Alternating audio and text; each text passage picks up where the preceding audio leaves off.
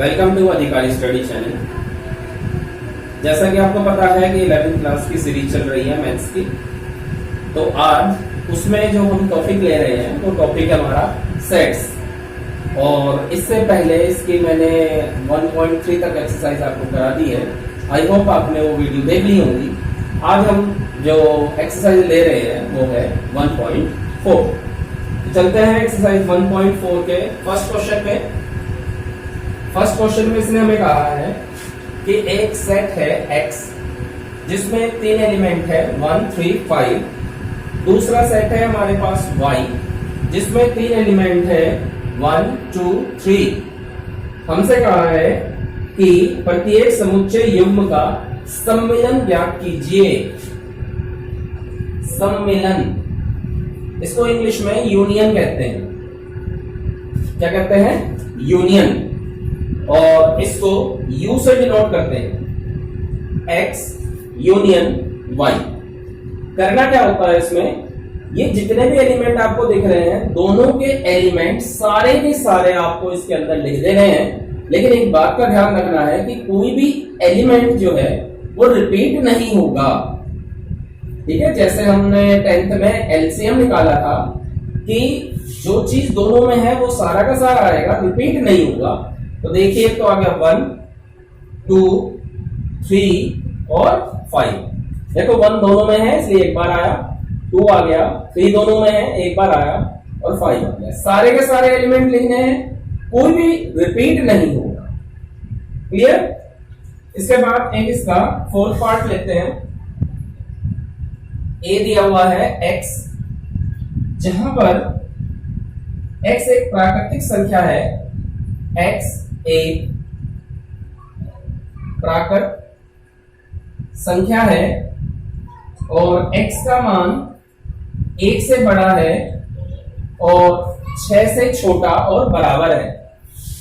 b दिया हुआ है इसने, b बराबर x, जहां पर x एक प्राकृत संख्या है और x का जो मान है वो 6 से बड़ा है और 10 से छोटा। ठीक है, तो सबसे पहले तो इसको हम ढंग से लिखते हैं। जैसे a है, a में कौन कौन से एलिमेंट है वो बताना है। देखिए x का मान 1 से बड़ा है तो यानी कि 2, 3, 4, 5 और 6 से छोटा भी है और 6 के बराबर भी है, तो इसका मतलब 6 भी आएगा। b लेते हैं, 6 से बड़ा है और 10 से छोटा है, तो इसका मतलब है 7, 8 और 9 ये आएगा। अब इन दोनों का हमें यूनियन निकालना है, a यूनियन b। यूनियन में मैंने अभी आपको बताया था कि सारे के सारे आने हैं, तो 2, 3, 4, 5, 6, 7, 8, 9, कोई भी डिजिट रिपीट नहीं होगी। क्लियर? चलते हैं नेक्स्ट क्वेश्चन पे। क्वेश्चन नंबर 2 क्या कहा इसने? इसने कहा मान लीजिए a बराबर है ab, b बराबर है abc, a सबसेट है b का, यानी a के सारे एलिमेंट b में हैं। देख भी रहा है हमें। इसने कहा, तो पहले तो पूछा क्या, ये पूछा हमसे क्या a सबसेट है b का?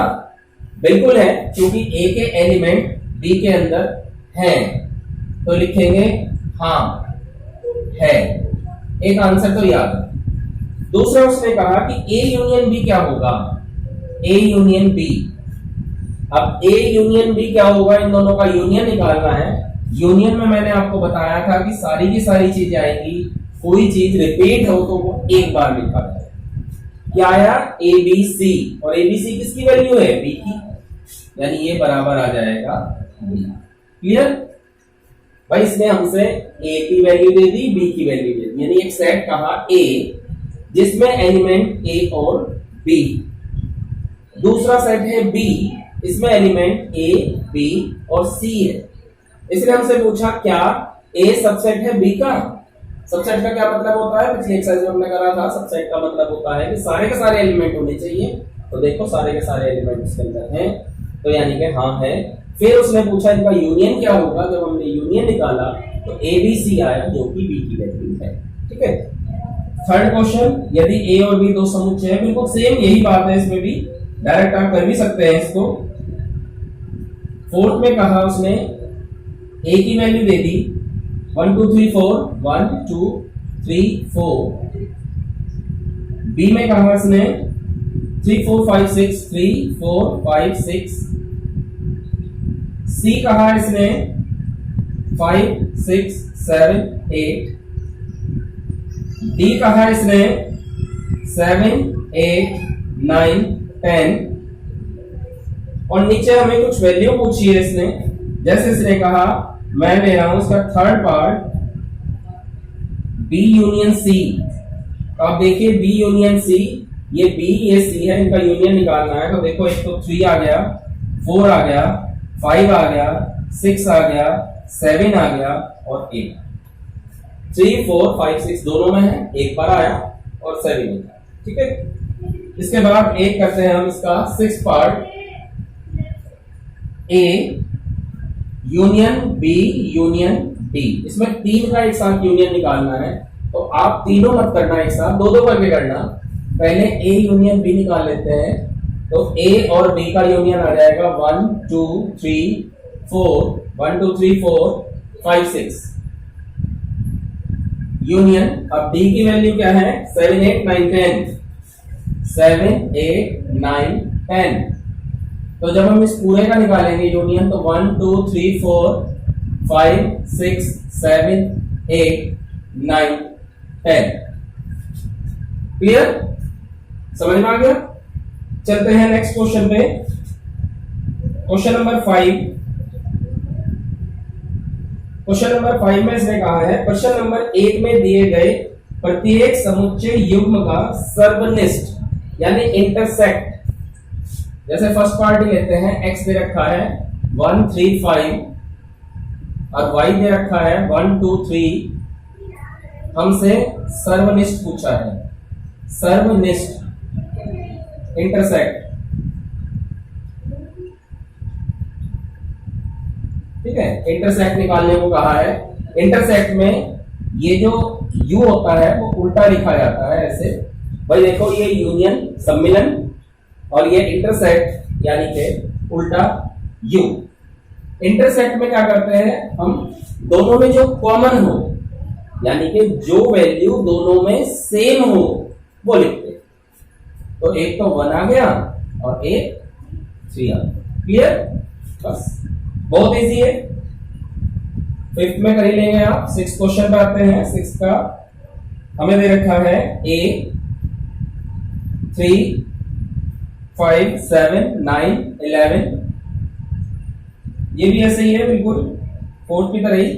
तो एक पार्ट कर देता हूं, b दे रखा है इसने 7 9 11 13। हमसे पूछा है a इंटरसेक्ट b, यानी a और b में जो कॉमन हो बस वो बता दो। तो इसमें देखो, इसमें कॉमन क्या है, इसमें हमने देखा एक तो 7 है, एक 9 है, एक 11। क्लियर, बहुत इजी है, आप बड़े आराम से ध्यान से करेंगे तो कर लेंगे, नोट करें। अब चलते हैं हम 7th क्वेश्चन पे। इसने दे रखा है a बराबर x, जहां पर x प्राकृत संख्या है। तो मैं यहां लिख रहा हूं, प्राकृत संख्या का मतलब गिनती होती है 1 2 3 4 5 6 एंड सो ऑन, आगे तक कुछ भी हो सकता है। b कहा है इसने x, जहां पर x एक सम प्राकृत है यानी सम संख्या 2 4 6 8 एंड सो ऑन, पता नहीं कहां तक है। c x एक विषम प्राकृत संख्या है यानी 1 3 5 7 9 एंड सो ऑन। और d कहा है x एक अभाज्य संख्या है। अभाज्य पता है जो केवल अपने आप से कटता है और एक से कटता है। तो जैसे कि 2 3 5 7 11 एंड सो। ये हमने वैल्यूज लिख ली थी। अब जो जो उसने पूछा हमें बताना है। सबसे पहले फर्स्ट उसने कहा a इंटरसेक्ट b। भाई a ये रहा और b ये रहा, इनमें इंटरसेक्ट यानी कि कॉमन क्या है। तो देखो ये 2 4 6 8 ही कॉमन है, 2 4 6 8 एंड सो ऑन, यानी कि सम संख्या, और सम संख्या किसकी वैल्यू थी, b की वैल्यू, यानी ये बराबर होगा b। ठीक है, क्लियर है, कर लेंगे आप। एक 6 पार्ट ले लेते हैं, c इंटरसेक्ट d। अब c ये रहा और इंटरसेक्ट d ये रहा। अब इन दोनों का इंटरसेक्ट यानी इन दोनों में जो कॉमन है वो देखना है। तो कॉमन 2 को छोड़कर बाकी सारी अभाज्य संख्या आएगी, क्योंकि अभाज्य संख्या विषम होती है। तो 3 5 7 11 13 एंड सो, 2 नहीं आने का, बस 2 को छोड़कर सभी अभाज्य संख्या। ध्यान रखना इसमें 9 नहीं आएगा, क्योंकि 9 इसमें नहीं है। ठीक है, 7 के बाद 11 हो, 7 के बाद 9 है, देख के करना काम को। फिर लेते हैं क्वेश्चन नंबर 8 पे। इसने कहा है निम्नलिखित समुच्चय युग्मों में से कौन से युग्म असंयुक्त हैं। फर्स्ट पार्ट लेते हैं, दे रखा है इसने a मान लो इसे, ये दे रखा है 1 2 3 4 1 2 3 4 और b दिया हुआ है यहाँ पे x, जहां पर x प्राकृत संख्या है और x का जो मान है वो 4 से बड़ा उसके बराबर और 6 से छोटा और उसके बराबर। अब a तो हमारे पास नंबर्स में दिया हुआ है 1 2 3 4, अब b को भी वैसे लिखना है। क्या कह रहा है, x का मान 4 के बराबर भी है और बड़ा भी है, तो 4 भी लिखेंगे, 5 भी लिखेंगे और 6 भी लिखेंगे। ये आ गया हमारे पास b का मान। अब हमें बताना है क्या ये दोनों असंयुक्त हैं। असंयुक्त, याद करेंगे असंयुक्त की डेफिनेशन क्या थी, कि कोई भी एलिमेंट दोनों में कॉमन ना हो। लेकिन आप ध्यान से देखिए, 4 इसमें भी है और 4 इसमें भी। इसका क्या मतलब हुआ, a और b असंयुक्त नहीं है। a और b असंयुक्त नहीं। ठीक है, बस ऐसे ही करना है, कर लेंगे आप। क्वेश्चन नंबर 9 पे आते हैं। ए दे रखा है 3 6, ए दिया हुआ है 3 6 9 12 15 12 15 18 21, बी दिया हुआ है 4 8 12 4 8 12 16 20, सी दिया हुआ है 2 4 6 8 2 4 6 8 10 12 14 16 और डी दिया हुआ है 5 10 15 और 20। ठीक, ये दे रखा है, हमसे पूछ लिया a माइनस बी। अब माइनस का क्या मतलब है वो समझे। देखो a माइनस बी कहा है, इसमें क्या करते हैं, जो एलिमेंट दोनों में कॉमन हो, ध्यान से सुने, जो एलिमेंट दोनों में कॉमन हो उसे छोड़कर जो a में बचे, यानी जो पहले होगा उसको। दोबारा समझते हैं, ये रहा a और ये रहा b, तो जो एलिमेंट दोनों में आपको कॉमन दिख रहा है उसे छोड़ देंगे और a के एलिमेंट लिखने हैं। देखो 3 6 9 12 दोनों में है, उसे छोड़ देंगे, 15 18 21। ठीक है, एक और ले लेते हैं, एक ले लेते हैं d माइनस बी, ये रहा d और ये रहा b। तो d माइनस बी यानी कि d में d के एलिमेंट लिखने हैं आपको। तो 5 आ गया, नहीं है इसमें, 10 आ गया, वो भी नहीं है, 15 आ गया, वो भी नहीं है, लेकिन 20 दोनों में है, तो इसलिए 20 नहीं लिखेंगे। ध्यान रखेंगे जो पहले होता है, जैसे d पहले है तो d वाले एलिमेंट लिखने हैं, d वाले लिखने हैं, जो दोनों में उसे छोड़ दो। भाई 5 लिख लिया, 10 लिख लिया, 15 लिख लिया, 20 छोड़। क्लियर, नोट करें। अब आते हैं हम क्वेश्चन नंबर 10 पे। इसने कहा है x है a b c d, y है एफ बी डी जी, हमसे सबसे फर्स्ट नंबर पूछा है x माइनस वाई। आपको माइनस में मैंने क्या बताया था कि जो लिखा होता है पहले आपको उसके एलिमेंट लिखने होते हैं और उसमें से वो एलिमेंट हटा देंगे जो दूसरे वाले। मतलब देखो x माइनस वाई लिखा हुआ है तो हमें x के एलिमेंट लिखने हैं। पहले लिखा मैंने a, फिर b क्योंकि इसमें है जिसमें से घटा रहे हैं तो b छोड़ देंगे, फिर c और फिर d भी है इसलिए d भी छोड़ देंगे। देखो b दोनों में है इसलिए छोड़ दिया, d दोनों में इसलिए छोड़ दिया, बाकी जो x में बचा वो लिख दिया। दूसरे नंबर पे y माइनस एक्स। अब की बार y के एलिमेंट लिखने हैं। f नहीं है लिख लिया, b है छोड़ दिया, d है छोड़ दिया और g है। तीसरे नंबर पे क्या कहा उसने? तीसरे नंबर पे कहा x इंटरसेक्ट y, यानी इन दोनों में जो कॉमन है वो लिखना। और कॉमन क्या है? b और d। क्लियर? चलते हैं हम 11वीं क्वेश्चन पे। इसने कहा है r जो है वो वास्तविक संख्याएं हैं। वास्तविक संख्या है।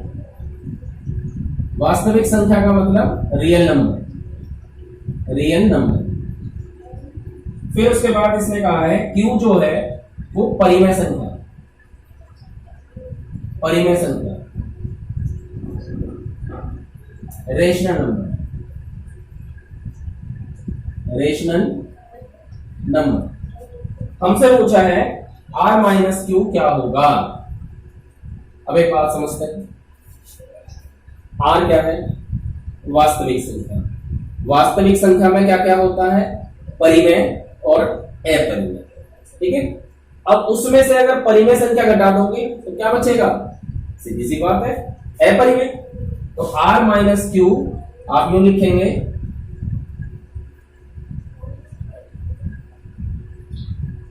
वास्तविक संख्या माइनस परिमेय संख्या। तो सीधी सी बात है क्या बचेगा? अपरिमेय संख्या। अपरिमेय संख्या यानी कि इरेशनल नंबर। क्लियर? आगे समझ में? खत्म करते हैं इसे। Last question 12। बताइए कि निम्नलिखित कथनों में से प्रत्येक में सत्य और असत्य है और अपने उत्तर का औचित्य भी बताइए। तो एक पार्ट कर देता हूं। ए मान लो दे रखा है इसमें 1 2 3 सॉरी ए दे रखा है इसमें 2 3 4 5 2 3 4 5। बी दे रखा 3 6 और इसने कहा ये असंयुक्त है।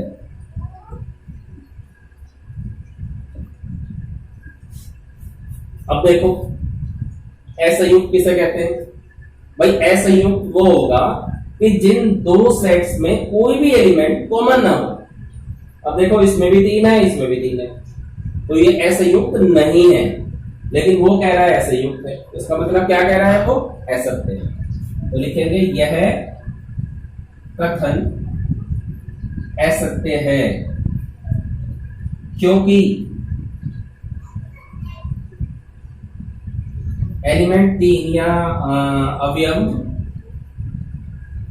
3 दोनों समुच्चय में है, दोनों समुच्चय में। क्लियर? कर लेंगे। इसका फोर्थ पार्ट ले लेते हैं। ए दे रखा है इसने 2 6 10 2 6 10। बी दे रखा है इसने 3 7 11। असंयुक्त कहा है उसने, असंयुक्त है उसने कहा है। अब देखो आप ध्यान से, कोई भी एलिमेंट कॉमन नहीं है तो क्या लिखेंगे? सत्य है, सत्य है क्योंकि कोई भी अवयव दोनों में समान नहीं है। क्लियर? समझ में आ गया? बहुत अच्छे तरह से आप इसे करेंगे तो आपकी एक्सरसाइज बड़े आराम से आपको समझ में आ जाएगी। पिछली भी एक्सरसाइज शायद आ गई होगी, तो अगर आपको एक्सरसाइज समझ में आ गई है तो आप एक लाइक कर दें, चैनल को सब्सक्राइब करें, जिससे कि आगे की नोटिफिकेशन आपको मिल जाए। Thank you.